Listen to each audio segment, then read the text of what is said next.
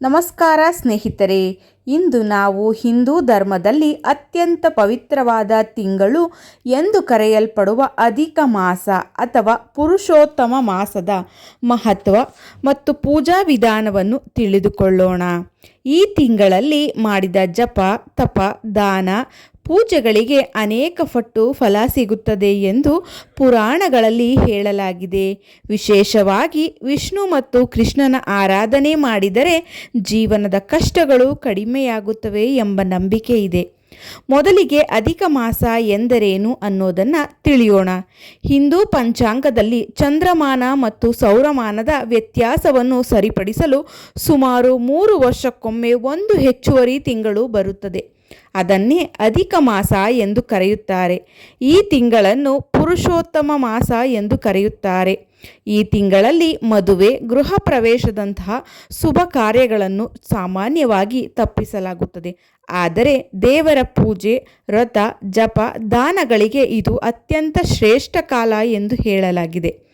ಹಾಗಾದರೆ ಅಧಿಕ ಮಾಸದಲ್ಲಿ ಪೂಜೆ ಹೇಗೆ ಮಾಡಬೇಕು ಎಂಬುದನ್ನು ನೋಡೋಣ. ಪ್ರತಿದಿನ ಬೆಳಿಗ್ಗೆ ಬೇಗ ಎದ್ದು ಸ್ನಾನ ಮಾಡಬೇಕು. ಮನೆಯ ದೇವರ ಮಂದಿರವನ್ನು ಸ್ವಚ್ಛಗೊಳಿಸಿ ದೀಪ ಹಚ್ಚಬೇಕು. ನಂತರ ವಿಷ್ಣು ದೇವರ ಅಥವಾ ಕೃಷ್ಣನ ಫೋಟೋ ಮುಂದೆ ಹೂವು, ತುಳಸಿ, ಹಣ್ಣುಗಳನ್ನು ಅರ್ಪಿಸಬೇಕು.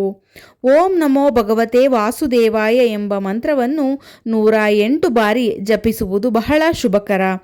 ತುಳಸಿ ದೇವಿ ಮುಂದೆ ತುಪ್ಪದ ದೀಪ ಹಚ್ಚಿ ಪ್ರಾರ್ಥನೆ ಮಾಡಿದರೆ ಮನೆಯಲ್ಲಿ ಶಾಂತಿ ಮತ್ತು ಸಕಾರಾತ್ಮಕ ಶಕ್ತಿ ಹೆಚ್ಚುತ್ತದೆ ಎಂದು ನಂಬಲಾಗಿದೆ. ಸಂಜೆಯ ಸಮಯದಲ್ಲಿ ಭಜನೆ, ಸ್ಮರಣೆ ಅಥವಾ ವಿಷ್ಣು ಸಹಸ್ರನಾಮ ಪಠಣ ಮಾಡಬಹುದು. ಕುಟುಂಬದವರು ಸೇರಿ ದೇವರ ಆರತಿ ಮಾಡಿದರೆ ಇನ್ನೂ ಉತ್ತಮ ಫಲ ಸಿಗುತ್ತದೆ. ಅಧಿಕ ಮಾಸದಲ್ಲಿ ಮಾಡಬೇಕಾದ ಮುಖ್ಯ ದಾನಗಳೇನು ಗೊತ್ತಾ? ಅನ್ನದಾನ, ಬಟ್ಟೆ ದಾನ, ಅಕ್ಕಿ, ಬೆಲ್ಲ, ತುಪ್ಪದ ದಾನ ಹಾಗೂ ಗೋಸೇವೆ ಮಾಡಿದರೆ ವಿಶೇಷ ಪುಣ್ಯ ಸಿಗುತ್ತದೆ ಎಂದು ಹೇಳಲಾಗಿದೆ.